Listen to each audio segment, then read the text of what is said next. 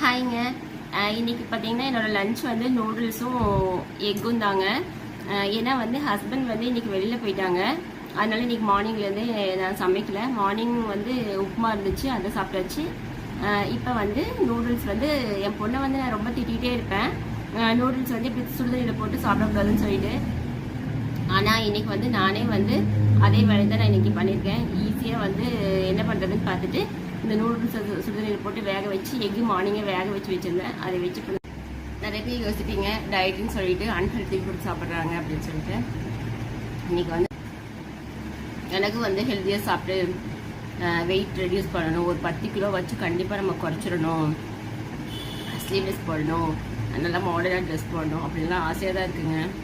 ஆனால் என்ன பண்ணுறது, முடிய மாட்டேங்குது. சீக்கிரமாகவே வந்து வெயிட்டை குறைச்சிட்டு நான் நினச்ச மாதிரி நான் இருக்கணும்னு நினைக்கிறேன்.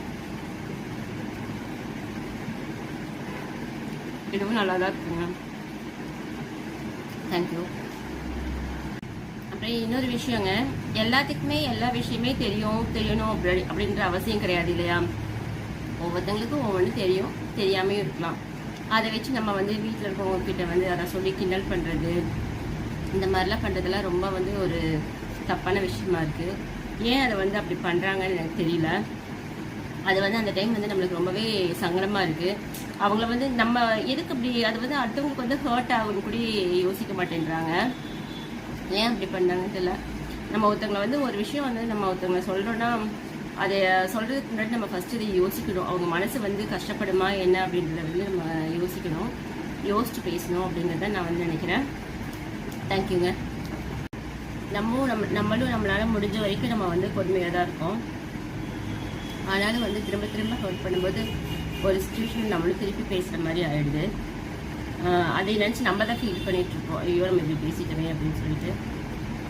அதனால் யாராக இருந்தாலுமே ஏதாவது நம்ம ஒருத்தவங்களை பார்த்து நம்ம ஏதாவது ஒரு வார்த்தை பேசுறதா இருந்தாலும் சரி, நம்ம யாருக்கிட்டையாவது சொல்லி அவங்க நம்ம வந்து கமெண்ட் பண்ணுறதா இருந்தாலும் சரி, யோசிச்சு பண்ணணும் அப்படின்னு சொல்லிட்டு நான் நினைக்கிறேங்க. இது கூட நான் வந்து யாரையும் ஹெல்ப் பண்ணுறதுக்காக வேண்டி சொல்லிங்க, இது ஒரு சின்ன மெசேஜாக கொடுக்கணும்னு நினச்சேன், அவ்வளோதாங்க. தேங்க்யூ.